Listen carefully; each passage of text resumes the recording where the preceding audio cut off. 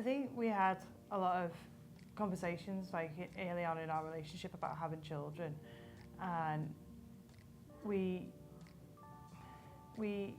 decided to look at adoption because we had experience of family members who had adopted and kind of seen that side of it and seen the foster care side of it, didn't we?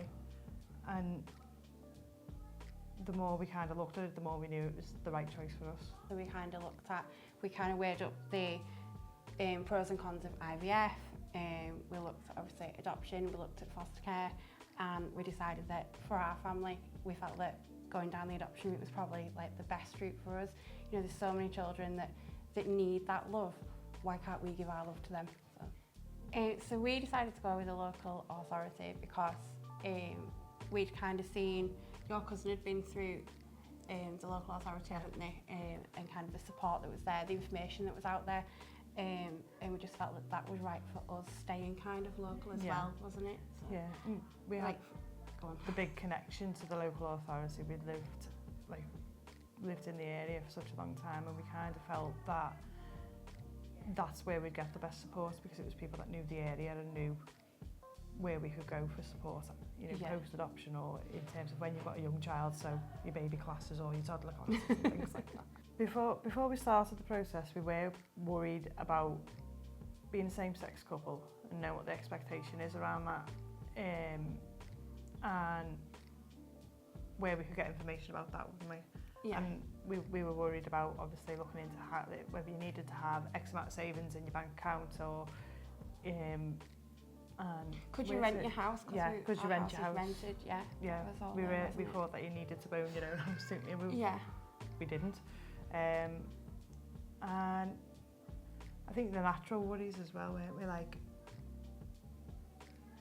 that you're going to have, whether you're having a child through adoption or whichever route kind of you go down, isn't it? There's always going to be that worry of how are we going to provide what's best for them, and you know, where will we go if this happens, or kind of pulling on different places as well, wasn't it? I think it was good kind of knowing people that have been through it. Yeah. That kind of sets your mind at ease a little bit, but it doesn't go away. Like, there's always a worry there, isn't there? Yeah. And I think we got a lot out of that very first adoption information evening that we went to. Yeah. Remember? Yeah. And we had a lot of questions while we were there that we got answered as well. Yeah. So going through the process, there's different types of training. So you do like when we adopted the first time, it was just stage 2 training, wasn't it? Yeah. Whereas this time we've done stage 1 training and stage 2 training, but there's ongoing training as well. So like after we adopted the first time, we've accessed different webinars. We've done like face-to-face training, didn't we? Yeah. Like we keep up to date. We've got newsletters and things that come through, so you're always aware of kind of where you can turn for support, can't you? Because other people are in those same situations, it's really good to kind of pull from them, their experiences, and someone will say, oh, have you tried this? And you think, that is so simple, but no, I haven't tried that. So being able to talk to other people with similar situations as well, like that life learning really, isn't it? Yeah, and I think we again, you get so much out of those meeting people and developing friendships when you go onto those trainings, because that's like your support, that builds your support network up, doesn't it? Yeah. So the support that we got from the social worker was really good. We knew that we could have a person to talk to going through the process, even in the assessment part of the process. We built up a really, really good relationship with her.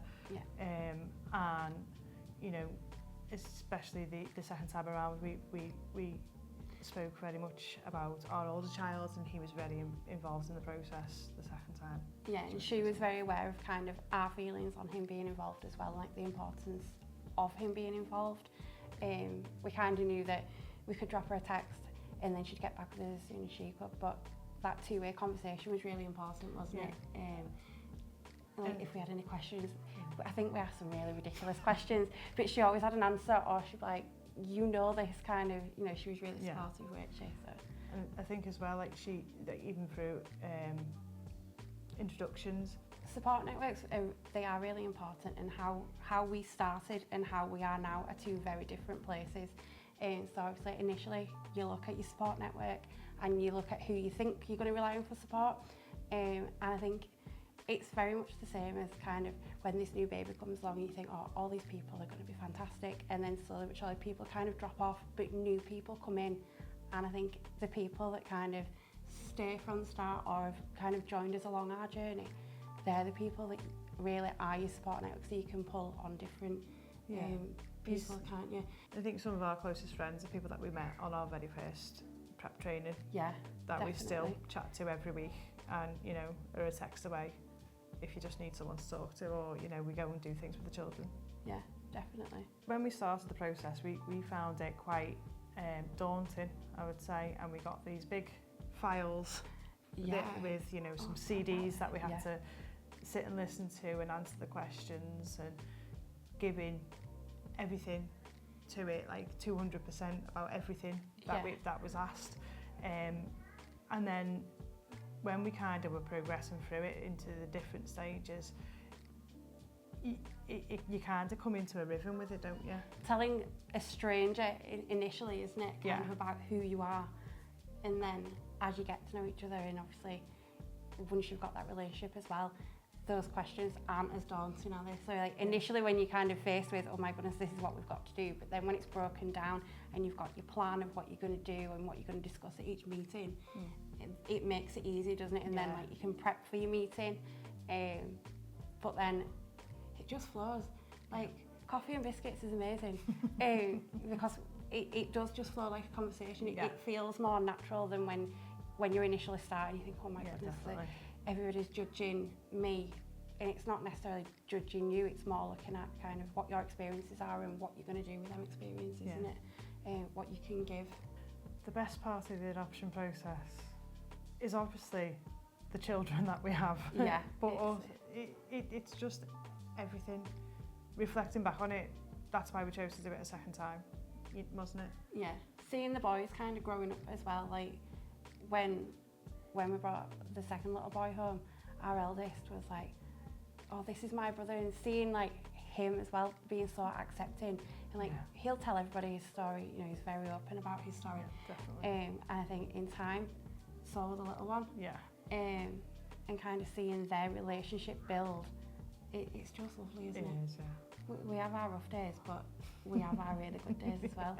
You know, it's part of life, isn't it? Yeah. So our eldest had a really, really good attachment with his foster carer, and we were kind of, it was preempted, wasn't it, that he might struggle to kind of lean his attachments and kind of break them and rebuild them. But I think through the introductions, you could see him kind of, well, she's accepting of them, so I can be accepting of them, and it was kind of really natural and really slow, kind of step by step. I think that first bedtime that we did on our own, like day one in our house. We followed it absolutely as it had been described. You know, we'd done it with the foster carer, and she was so reassuring. And then when we actually came to do it, we sat outside his bedroom, and we were like, we've done this, and he's settled. Like that was, I think for me, that was, we can do this, because obviously it's daunting being like, this is ours, this is us going forwards. So we have two very different types of contact, experiences of contact that we do as a family. So we do letterbox. We write a lot of letters to birth parents for our oldest child, and we receive them back, and we do always get something back, and it's something that we started off doing for him when he was younger, and he's now more involved in that and writing his own letters. He's always drawn a picture and, you know, asked his own questions. For our younger child, it's a little bit different. We're still doing letterbox, but we're also having contact with a birth sibling, and it's kind of negating that relationship with the birth sibling and the family that the birth sibling is with, and we actually really enjoy it. We spend a lot of time with them, really, don't we? And we've got that open conversation, haven't we? And like our eldest knows that, you know, they've both got very different stories and very different backgrounds, doesn't he? Because we were worried how the youngest having face-to-face contact and our eldest not having any face-to-face contact, we were worried how that would kind of play out. But actually, with the explanations around it, and you know, we look at kind of, well, you get your letters, and you know, we send a letter and we give a letter. you know, you get a letter back and we can look at that, whereas the youngest won't ever get a letter back. However, he does see a brother, doesn't he? Yeah. So it's just kind of making sure that negating that. Yeah, and that our eldest is involved as well, and he knows that there is other people out there, and we just keep it age appropriate, don't we? And kind of we take his lead and follow his questions. I think so. The most challenging thing about adopting for me is kind of it's other people's presumptions and the way that people think that they can ask you anything about their story, but that's not our story to tell. That's their story when they're ready. And I think there's a lot of people feel that they kind of have the right to know, kind of, oh well, why is he with you? And it's like, well, because this is his safe space now. You know, we kind of, without being rude to people, you've kind of got to make them realise that actually this is what's happening. Yeah. That's my biggest challenge is kind of other people's expectations of it and people's comments. You've got to be, you need to have quite a thick skin at times because people just speak before they even think about it. Kind of maybe what might have been considered stereotypical or how things worked a long time ago. Yeah. That's the mindset that the setting. Yeah, definitely. And that's where you get stuck. Yeah, definitely. Our experience of being a parent.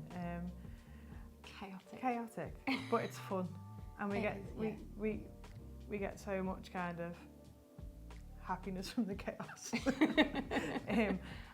You know, both very different children with very different needs, and we don't have a lazy Sunday anymore. No. There's too much energy in our house for a lazy Sunday anymore. No. They are so very different, but so very similar as well. They're both so energetic. From the moment they open their eyes in the morning till the second they close their eyes again at night, it is constant, isn't it? Yeah. Like we're on the go all day long. You know, there's laughter, there's tears, there's tantrums, there's everything thrown in that mix, isn't it? But we wouldn't change it. No. Not at all. No.